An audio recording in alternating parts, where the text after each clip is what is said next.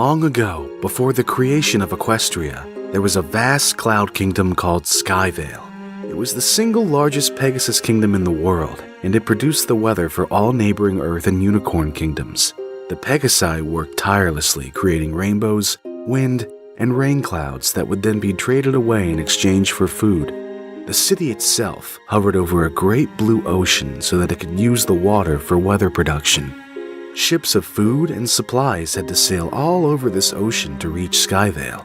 However, over a short span of time, less and less ships were able to reach their destination. Surviving sailors told tales of mystical singing voices that would lure the supply ships to their doom, sinking to the bottom of the ocean, crew and all. Scholars and skeptics ruled these tales as myths, denying knowledge of any known creature able to pull off such a feat. Unbeknown to the pony world above, an underwater city called Aquatica lay directly beneath the Pegasi. It was inhabited by all the creatures of the ocean, including the fabled merponies. The wise and benevolent king had forbidden his subjects to swim to the surface world, lest they be caught by the pony races above.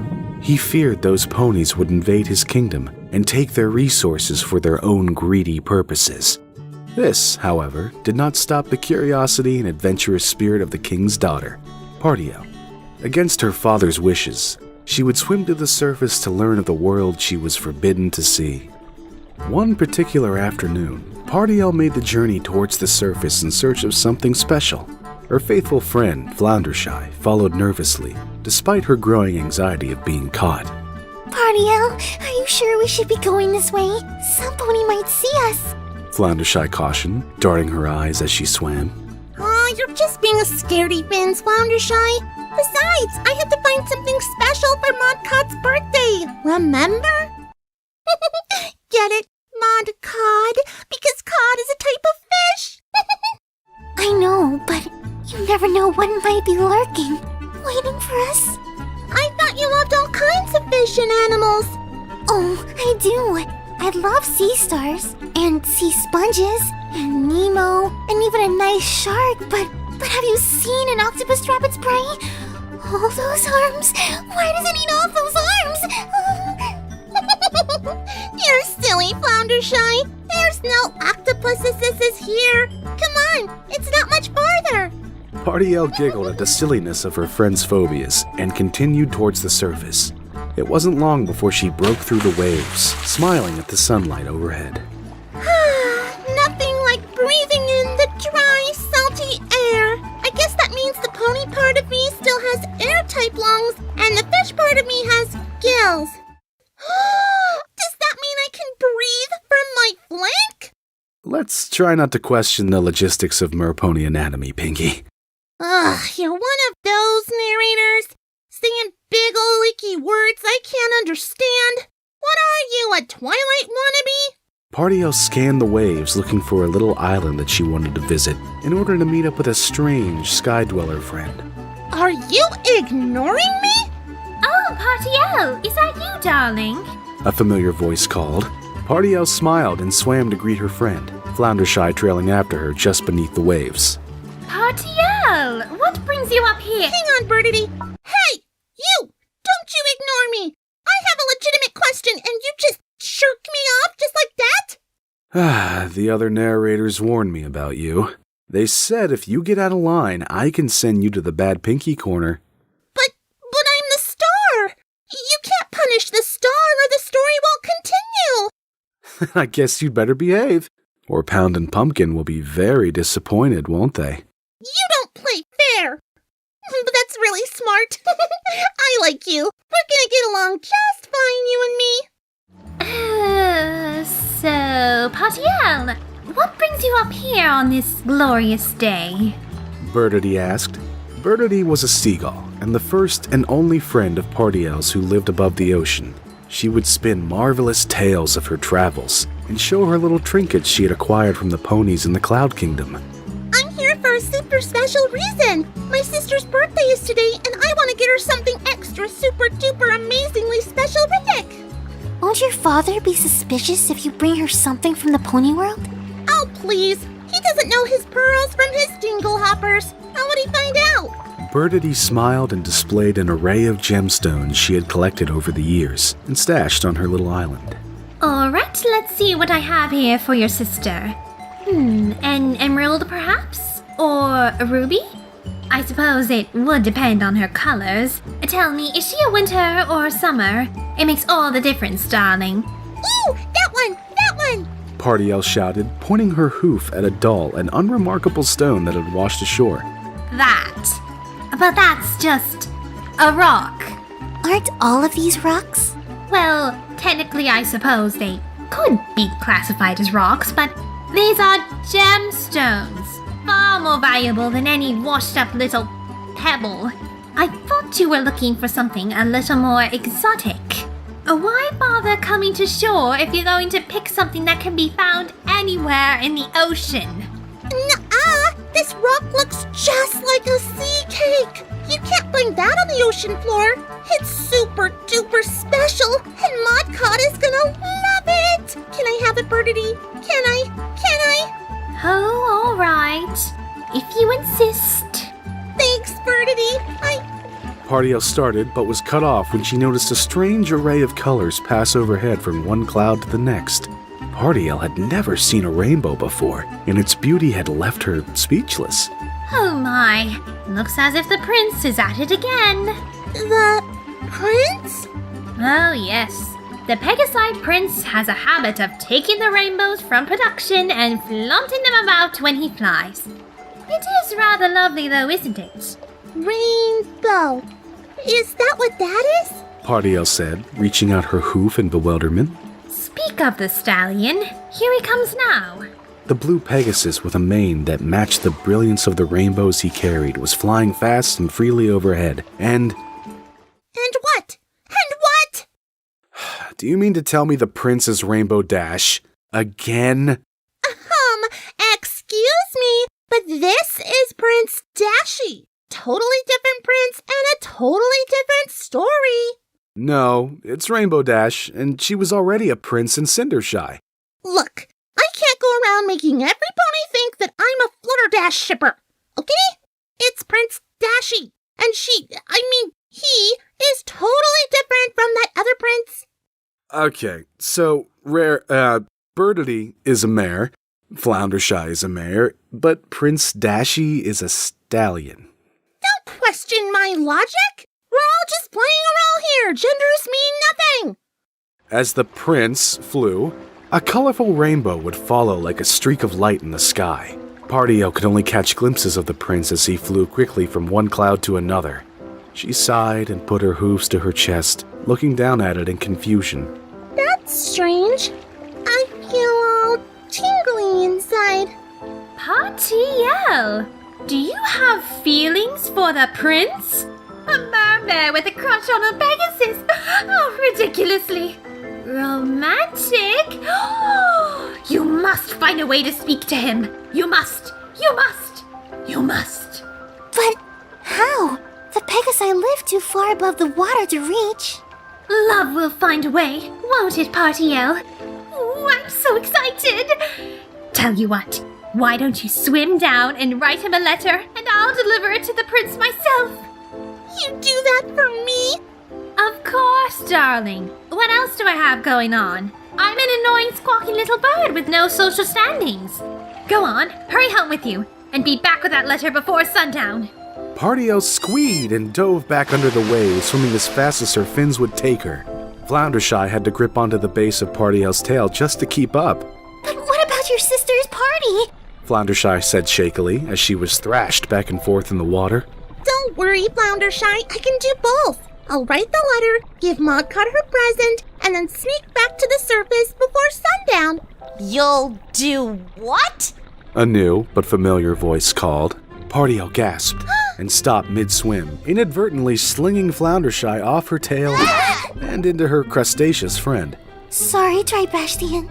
Floundershy said, swimming away from the crab to hide behind Party L. Did I hear you say you'll sneak back to the surface? Party-L, your father has strictly forbidden you to— But Twibastian, you don't understand. It's love. What? Party may have seen the Pegasus Prince, and, she has kind of a crush on him. Oh, it's much more than that. I'm an impulsive teenager with single-minded determination to get what I want, and I've set my sights on something that I just can't have. It must be fate. Partial, this has gone too far.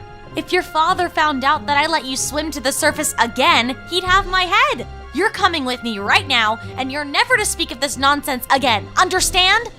Okay. Partiel said with a shrug, giving up uncharacteristically soon. I was done speaking about it anyway. I'd much rather sing. Oh no. Partial! What a wonderful feeling I have growing. Partial, please don't start. It's a twitchy, itchy, warm sensation. I can feel a migraine. I don't want to live without it. Until now you didn't know And I it. simply cannot doubt And it. you really shouldn't show it. There's no denying that I've fallen for some pony. Oy vey. I dream of living in the clouds and flying freely with him. No pony else can make me feel like I'm in love. I wanna watch the sunset from way up high, so far from all these worlds. The rules are what keep you safe. Now that I have seen him, I am convinced. That didn't take much. He's the pony I'm supposed to be. How would with. you know? Just you wait, I'm gonna see You him. mean you have only seen I him? can't wait until I meet You him. haven't actually met him. And even though we're from two worlds, we'll be together. Are you crazy? I dream of living in the clouds and flying freely with him. No pony else can make me feel like I'm in love. I wanna watch the sunset from way up high. Just my Dashi, and no pony else would ever be with him but me. Do you like how I finally snuck a song into Pinkie Tales? When Partiel returned to the Aquaticum Palace, her cheerful disposition quickly faded as she was met with the disapproving glare of King Crankyton. Where have you been? Just, finding a present for Modcot, of course. Partiel said, placing the small stone on her sister's hoof. Modcod stared at it incredulously. Metamorphic, combination of granite and cloudcrete, commonly found in the construction of Pegasi dwellings. Pegasi dwellings? But look how it's shaped. Doesn't it look like a sea cake to you? Partiel asked nervously, trying to divert her father's attention. It looks like a rock. Thank you, Partiel. I love it. You went to the surface again, didn't you? Well, She was only trying to find the right gift for Modcard, Your Majesty Crankyton, sir. Floundershy said, attempting and failing to help the situation. Partiel, I have told you again and again never to go to the surface world. They're a greedy, vile, untrustworthy race only out for themselves. If they discovered we were beneath these waters, merponies and creatures alike would be in danger. Don't you understand that? But Doodle Daddy, how do you know they're bad? Have you ever even met one? That's enough! You will swim to your room and stay there for the rest of the night without joining the festivities of your sister's birthday. What? But... Why, Bastion, you will guard her in her room. Me? Is there a problem with that? No, sir. No problem. Good. I don't want to hear another word about this surface nonsense ever again. King Crankyton exclaimed, pointing his hoof in the direction of the palace. Partiel held back tears as she swam to her room in defeat. While the uncertainty of the surface world was a danger to merponies, there was a far more present evil lurking under the waves. Just outside Aquatica lived 3 dark and magical creatures known as the Sirens. Unlike regular merpony kind, these creatures harnessed a strange magic that allowed them to affect the pony world above. Using their red crystals, they would sing captivating songs to pony sailors, guiding their ships into the rocks to drown them. Although some merponies were grateful that the Sirens kept the land ponies at bay, King Crankyton feared their magic and banished them away from the city. Over time, their home became littered with the debris of the ships they sank, causing it to be named the Sunken Ship Graveyard. The sirens kept to themselves and did not converse with many sea creatures, only those who dared to enter their domain. Their magic allowed them to keep an eye on both pony and merpony worlds. Until now, their efforts to achieve their goal had been futile. However, the sudden romantic interest from the merpony princess gave the sirens an opportunity too perfect to resist. A merpony in love with a Pegasus. The eldest siren, Adagio Dazzle, chuckled, gazing into an enchanted bubble that reflected an image of Partiel, singing happily to her friends about her love for the prince. So what? Aria Blaze, the middle siren, said, uninterested. This could be exactly what we need to finally take control of Skyvale. I thought we wanted Prince Dashy's medallion thingy. The youngest, Sonata Dusk, asked, obliviously bobbing her head in tune with Partiel's song. Duh. The medallion is what controls the weather, and whoever controls the weather controls Skyvale. Oh, yeah. Our crystals, combined with the prince's pendant, will give us all the power we need to control every ship that dares set sail on our ocean. Why do we even bother sinking ships anyway? The fear we collect from pony sailors is never enough to satisfy our hunger. So what makes you think adding more shipwrecks will do anything? We can sink them all at once by conjuring up the greatest storm this planet has ever seen. It'll be so epic that fear will be struck in the hearts of all pony kind. Except the merponies. Merponies don't worry about storms. Merponies don't even have magic to steal, Sonata. Yeah, they do. Do not. Do too. Do not. Do too. Enough! Adagio screamed, effectively silencing the pair of them. I want you two to follow that little Mermare princess. Convince her that she might need a little help getting the pony of her dreams for the right price. And what exactly are you going to be doing? I'll be conjuring up a spell, of course. Something we can use to trap that little princess into doing what we need her to do. I dream of living in the clouds and flying freely with him. Will you shut it already? What? It's catchy. While Partiel sulked and the sirens schemed, Prince Dashy was in the sky struggling to pay attention to a very important lesson. His mentor, Daring Duke, was attempting to teach him how to use the Skyvale pendant to send storm clouds to the north. Dashy, are you listening? Royal pendant, blah, blah, blah, big responsibilities, yada, yada. Dashy said, lounging on the cloud with his hooves behind his head. That blah blah blah is very important. You're the prince for Skyvale's sake, and your father has given the pendant to you for a reason. You and you alone have the power to send the weather across the world. Thanks, Mr. Exposition. I think I got that. Daring Duke growled under his breath, then attempted to regain his composure. It's very important that you check with the Pegasi Cloudkeepers to make sure the right kinds of weather are sent to the right places. The biggest problem you're going to have is starting up storm clouds. What do you mean starting up? Doesn't his magic doohickey do all that? Yes, but only on a cloud-by-cloud basis. After you use the pendant to send them on their way, it's your duty to start the lightning and thunder for each storm cloud. You have to be very careful though. Lightning is still unpredictable. Are you sure you can handle this? Quit your worrying, Dookie Doo. I've been training my whole life for this. When do I start? Right now, we're set to send this storm to the unicorns in the north. I'll go with you this time so you can— Ready, set, go! Prince Dashy announced, zooming past Daring Duke in an array of colors. You've been using the rainbows again to show off? Oh, Dash, we've talked about this! Meanwhile, under the waves, Princess Partiel and Floundershy had managed to slip away from Twibastion's watch. As soon as she was sure she hadn't been followed, she swam towards the surface, hoping to see more rainbows and, possibly, a glimpse of her beloved prince. Floundershy didn't protest this time, knowing that it was imperative they swim as quietly as possible. Partiel could tell by the flashes of light above her head that a storm was brewing in the sky. She frowned, knowing that a rainbow and her prince wouldn't be around for such poor weather.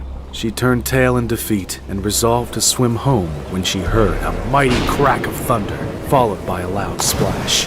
Partiel looked in horror to see a slightly charred and wounded Prince Dashy sinking in the ocean. Dashy! Partiel shouted, swimming after him. She didn't hesitate, scooping up her prince in her hooves and attempting to keep his head above the water. Shouldering his weight, she swam towards the only piece of land she knew existed, Birdity's Island. By the time she reached it, she slumped the prince's body on the sand and tried to catch her breath. Wake up! Please wake up! Pardiel whispered, unsure how to help him breathe. She shook him gently once, then again, pleading for him to open his eyes. You have to wake up, Dashi. You just have to. You can't leave me. That's not how the story goes. You're supposed to be okay. Please, Dashi, you're scaring me. Pardiel continued to panic and ramble until at last, Prince Dashi coughed and sputtered the water that had been in his lungs. You're okay? Oh, Dashi, you're okay. What? Who are you? So pretty. Dashi! Where are you? Dashi, answer me! Daring Duke called from somewhere in the sky. Pardiel gasped and dove back under the waves, not wanting to be caught. Dashi! Hang on, I'm coming! Daring Duke cried with a mixture of relief and panic in his tone. He landed on the beach near the prince and pulled him further away from the water. Who was that? That mare. She saved me.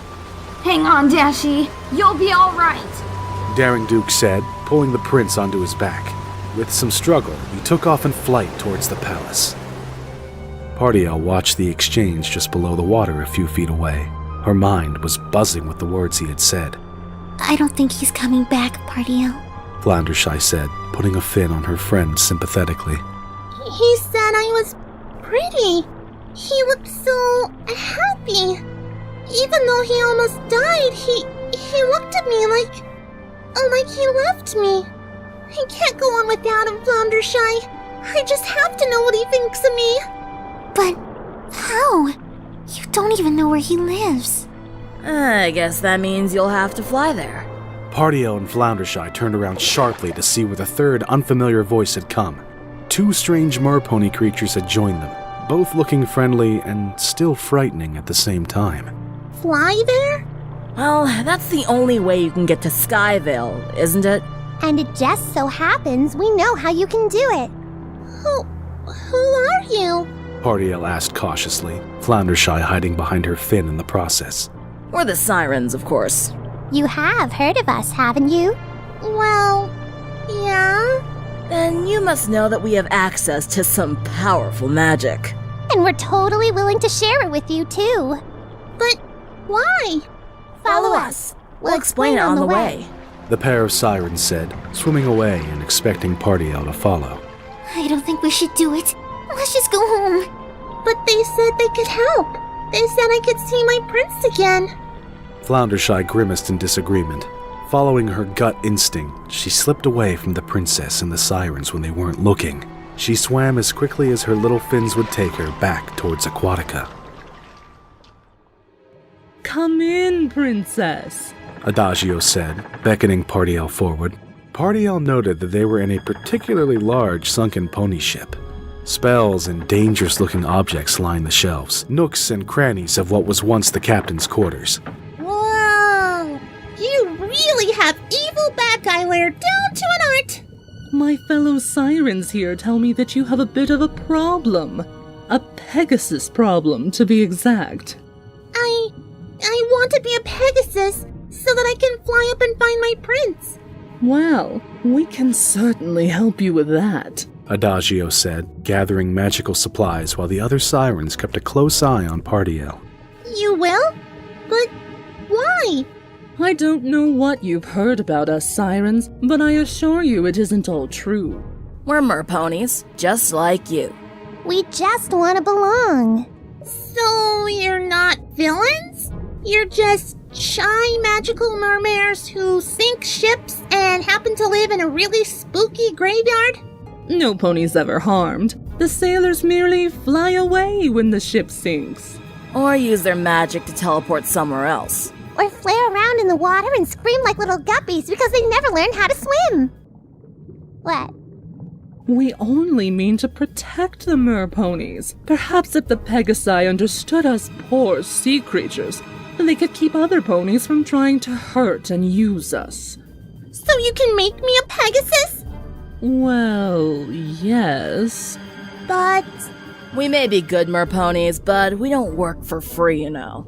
I don't have any money with me, but I guess I could swim back and get you some if you really wanted me to. It's not like I'm hurting for riches since, I am a princess after all. No, But then again, what would you want with money? Oh, I know, maybe you just want to be friends, is that it? I mean, if I were a misunderstood pony who lived in Creepsville, I would just want some pony to be my friend and maybe teach me how not to seem so dark and mysterious all the time. But you... And if you befriend the princess, well then you've really got a good chance of impressing other ponies because, who doesn't love princesses, am I right? And I'm sure— Your voice!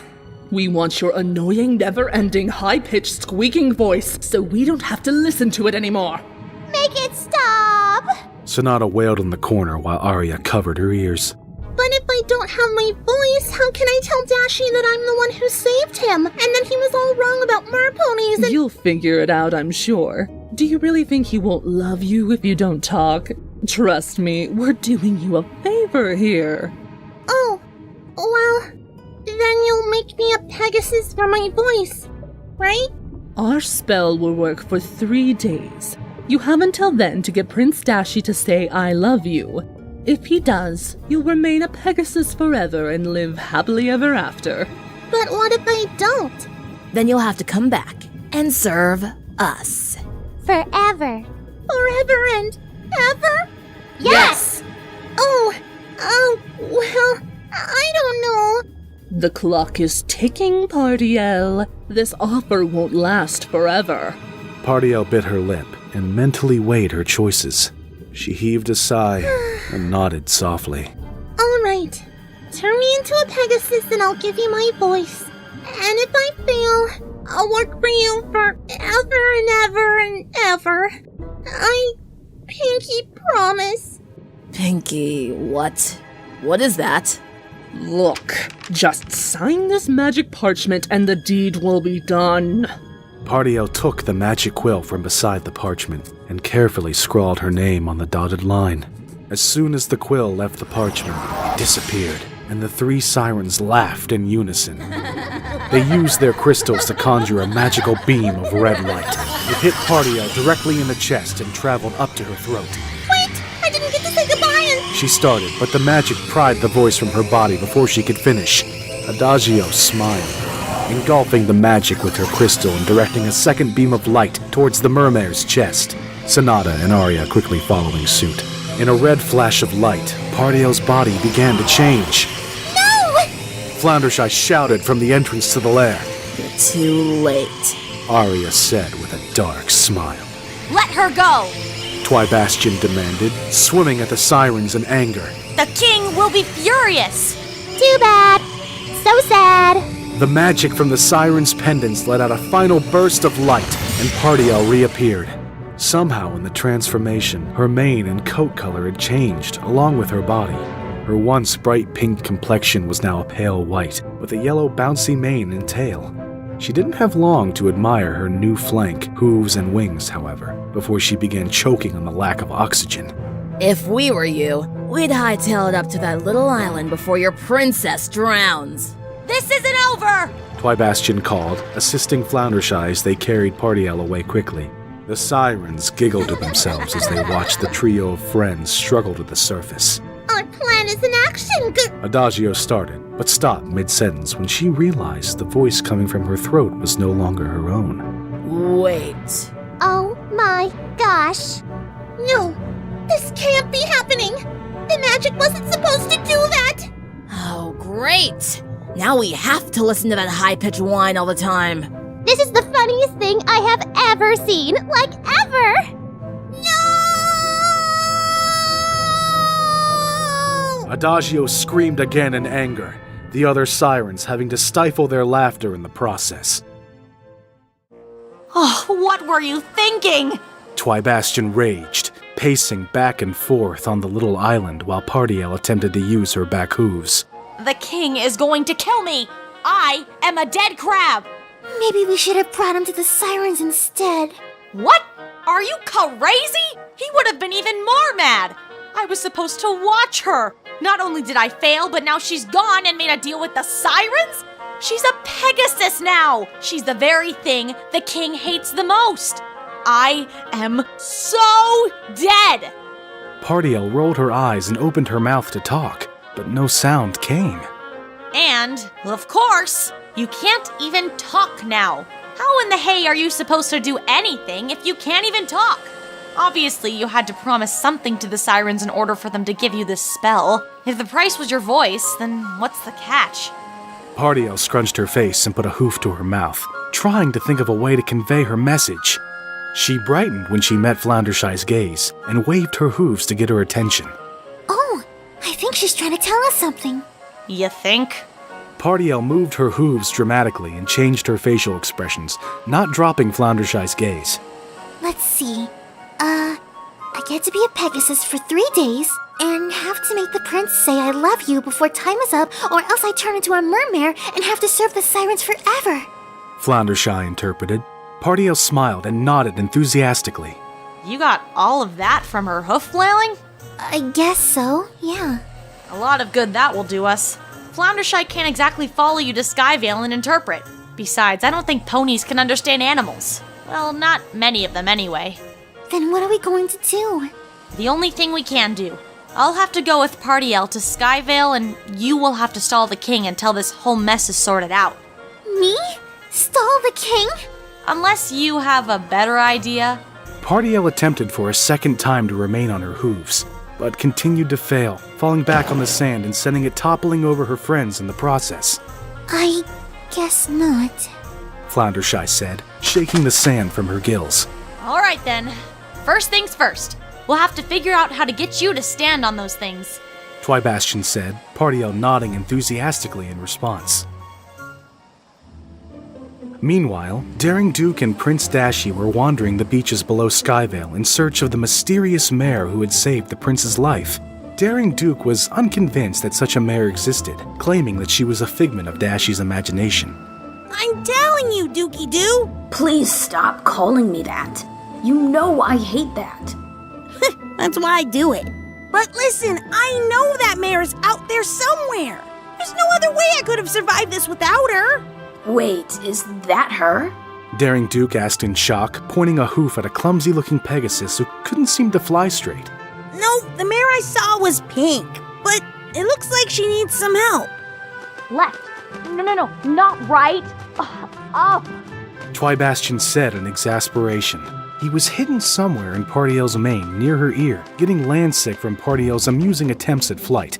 Partiel didn't give up, keeping her sights set on the castle ahead. She didn't realize Dashi was flying to her aid, and before the prince could say a word, Partiel collided into him. The pair of them tumbled to the ground. Whoa! Are you okay, miss? Dashi asked, righting himself. Partiel looked up and beamed from ear to ear. She had found her prince at last. She leapt from the ground and tackled him in a hug, catching the prince off guard. Nice to meet you too. Dashi said, trying to pry himself from the hug and failing. What's your name? Partiel released him from her embrace and moved her lips to respond, forgetting that she was without a voice. The prince looked at her both confused and slightly amused as she flailed her hooves and attempted to convey her name. Huh. You can't talk, can you? It took him how long to figure that out? Twybastian muttered from Partiel's mane. Even so, Partiel's over-exaggerated movements and infectious smile struck a chord with the prince. This mare was so close to the one he was seeking that he felt drawn to her. Hey, you're new to Skyvale, aren't you? Partiel nodded enthusiastically. Do you need some kind of help? My friend Dookie Doo and I saw you struggling to fly. Here, take my hoof. We'll get you back to the castle so you can rest. I have an excellent staff who can make sure you're all right. Partiel's heart leapt and she reached out her own hoof to his. However, she failed to remember how to keep her balance on 3 hooves and toppled over again. Prince Dashi laughed as he helped her back onto her wobbly hooves. You certainly know how to surprise a pony. Since I don't know your name, can I call you that? Surprise? He didn't even attempt to learn your name, so he just names you? This is the pony you want to be with? Twybastian whispered to Partiel. Partiel ignored him and nodded, happy just to be in her prince's presence again. That afternoon, Pardiel had been given a clean bill of health by Prince Dash's staff. Once he was sure, Prince Dashi offered to tour the kingdom together. He showed her how they made the weather, and how his pendant was the key to activate... You know what? This Pinkie Tales has already gone on for a good chunk of time. I think I might just skip ahead to the romantic sunset part. Any objections? No? No objections? Cool. Maybe we can cut out that other song, too. Save some time. Great. On with the story, then. 1 more hour. Only 1 more hour. You have to get him to say it, Pardiel. Twybastian cautioned from Pardiel's mane. Pardiel was too preoccupied staring lovingly into Prince Dashi's eyes to pay the crab any attention. The pair of them were snuggled on a blanket atop the sand of a beach just below Skyvale. Prince Dashi had wanted to watch the sunset with her and reminisce about the fun and frivolity of the days they had spent together. Pardiel had had the time of her life with Dashi, and each day her love grew stronger. Twybastian was the only voice of reason to remind her of the situation at Hoof. Every passing hour he became more frantic in his attempts to get Dashi to say the magic words. You know, a few days ago, I would have done anything to find that mare who saved me. I thought I was in love with her. But I don't think I've ever met someone like you, Surprise. You're so fun and random. And those pranks you pulled? Classic. Though, I doubt Dookie-Doo will be very happy with you for a while. Pardiel smiled again and snuggled closer to the prince. This sunset's really pretty, isn't it? Dashi said, pointing to the sparkle of sunlight on the water. Pardiel's eyes widened at the mention of the sunset, and her entire demeanor changed. She quickly pulled away from the prince and put a hoof on her chest, then pointed to Dashi. She did the same to him, trying to get him to understand. Oh, so now you listen to me.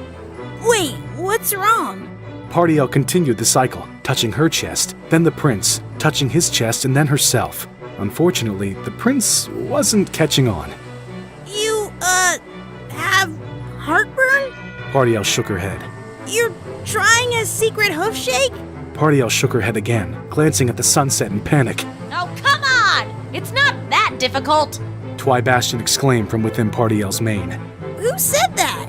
Prince Dashi said, examining Pardiel's head curiously. Twybastian popped out of the hair in bewilderment. You can understand me? You could have understood me this whole time? I can speak to any animal. It's part of my princely teachings, duh. Though, I still have a difficult time speaking to monkeys. But, wait, so who are you? There's no time to explain. Quick, tell Pardiel you love her before the sun sets.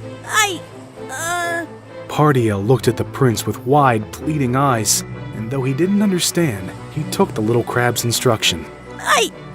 I guess I do love you, Surprise, or Pardiel, was it? The sun set over the water as soon as the words escaped his mouth. Twybastian gave a loud cheer in celebration. You did it, Pardiel, you did... But before Twybastian could finish his victory, Pardiel vanished into thin air, leaving a confused crab and prince behind. Where did she go? To fulfill her part of our little bargain, of course. A new voice said as the 3 sirens emerged from the sea. Their crystals were glowing, and a trapped pink mermare hovered above the water beside them. Let her go! Prince Dashi demanded, attempting to fly to Pardiel's aid, but was instead repelled by the siren's magic. He said he loved her. That was the deal. Did you really expect us to be honest? If Pardiel had read the contract rather than prattled on, she would see that she would end up our slave anyway. And why didn't you say it to her sooner? I mean, Pardiel can still read and write, right? She signed her name on the contract. Is the prince illiterate or something? Girls, you're getting off track. We have a little deal to strike with the prince here. Now that we know you're in love with that pathetic little mermare, we're willing to bet you'll do just anything to save her. Wait, that voice. Are you just figuring everything out now? Your precious mermare princess traded her voice to Adagio so she could be a Pegasus for you. Duh. Then it was you who saved me. I knew it. Prince Dashi exclaimed happily as Pardiel nodded her head. His excitement was short-lived, however. Realizing the danger Pardiel had gotten herself into on his behalf, he turned to face the sirens with a dark glare. What do you want? Your pendant, of course. Give it over or Party L will serve us for the rest of eternity as a Taco cart! Taco carts. What? I've always wanted one of those. Ha! Fat chance! Prince Dashi shouted, holding the pendant in the air and summoning a storm cloud. He flew to the top of the cloud and kicked aside, sending bolts of lightning to the sirens and the containment field around Party L. The sirens growled and their crystals grew brighter, deflecting the lightning and sending it back towards Dashi. The prince dodged and kicked the cloud towards the sirens to distract them. While they thrashed their hooves trying to dissipate it, Prince Dashi was flying circles around them, his pendant glistening as he did so. Soon after, a tornado formed around the sirens and sent all three of them spiraling into the air. Dashi flew to Party L's aid, beating his hooves against the bubble around her. Don't worry, I'll get you out of here! Dashi said, putting his hoof against the bubble, Party L doing the same.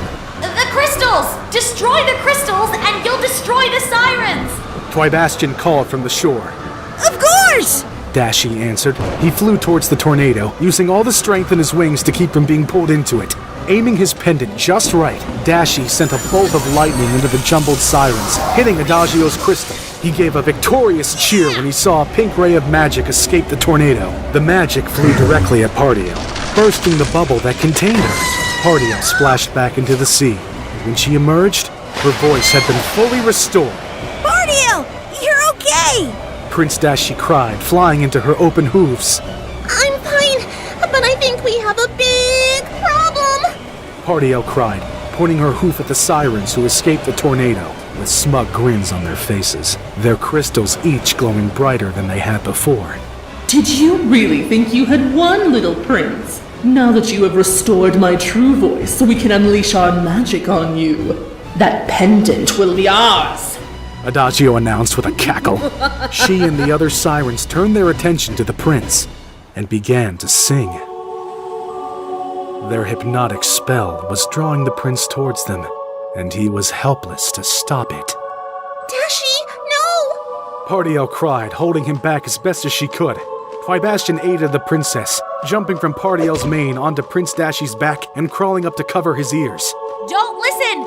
If you don't listen, they can't control you! The siren's singing grew stronger, and it proved too powerful for Dashi to resist. He mindlessly pulled away from Party L and flew towards the sirens, holding out his pendant as he did so. I don't think so. Daring Duke called, flying directly into Dashi and sending him to the ocean where Party L was waiting. She caught him, putting her hooves over his ears and making sure he was unable to turn back to the singing villains. Daring Duke had swiped the pendant from the prince long before he hit the waves. The sirens, undeterred, began their hypnotic spell on the Duke. They soon learned, however, that their song was unheeded. Daring Duke had preemptively plugged his ears, effectively blocking their magic. He unfurled a whip that had been wrapped around one of his wings, and with one mighty crack, he bound all three sirens together by their tail fins. Now it's my turn! King Crankyton said, emerging from the water in a magnificent display. The crown atop his head was glowing, and from the pearl embedded within, a great flash of light shot magic through the air towards the unsuspecting sirens. A great swirling vortex appeared before them. Daring Duke smiled and nodded, whipping the sirens around in the air for a moment before slinging them into the portal. The sirens' screams echoed as the portal closed around them, forever trapping them on the other side. Whoa! Didn't think you had that in you, Dookie Doo. Prince Dashi said, shaking his head to clear the trance he had been under. I haven't really been honest with you, Your Highness. I'm not really a duke. I've been hunting those sirens long before I got to Skyvale. I knew they'd be after the pendant, so I masqueraded as a duke in an effort to keep it safe. Oh, so you're only like me for my pendant! Dashi said jokingly, shoving his friend. Daring Duke sighed and rolled his eyes. You're not half as incompetent as I thought. The pendant will be safe with you, Dashi. Though I have to admit, that portal of yours sure was useful.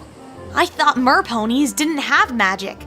Oh, we've had it, but I don't like to use it. No self-respecting pony relies on magical nonsense unless it's absolutely necessary. Where do they go? Floundershy asked, finally feeling brave enough to swim out from her hiding place behind the king. Artiel smiled, knowing that Floundershy had been the one to alert her father what was happening. Ultimately, she had saved her life. Partiel swam into her and hugged her tightly. before answering her question. Canterlot High, alternate universe S's will take care of them with alternate universe Pony Twilight. Artiel, you are in worlds of trouble. When we get back to the palace, you will be grounded for the rest of your life and— Please, Doodle Daddy, please let me stay with Prince Dashi. I love him. Partiel pleaded. Prince Dashi joined her, flying just above the waves. And I love her too. No, absolutely not. No daughter of mine will marry a Pegasus. As the king ranted on, a white bird swooped in and stole the crown from atop the king's head. His wig fell into the ocean in the process. Ha-ha! Birdity cried, placing the crown on her own brow. My ship will live on! The magic of the crown activated, and Partiel's fins began to change. In a burst of bright light, she turned back into a Pegasus and jumped into the hooves of her prince. Satisfied with herself, Birdity returned the crown to the king, still perched upon it in case he got any ideas about changing her back. You're bald? You know, if you let Partiel stay with the prince, I'm sure we could all forget that we saw that. Ugh. All right, fine. You can stay with the Pegasus. But if this true love thing doesn't work out, you can bet I'll be back here to take you home. Don't worry, that'll never happen. Okay, everyone can go away now. This part of the story is just too good to share. It's rocks, in the shape of the end. I guess that means the story is over. Unless you'd like me to tell you all the different rocks I found at the bottom of the ocean. That's quite enough of that. Well, Pounded Pumpkin, I hope you enjoyed this story, and I hope to see you all again next time for some more Pinkie Tales!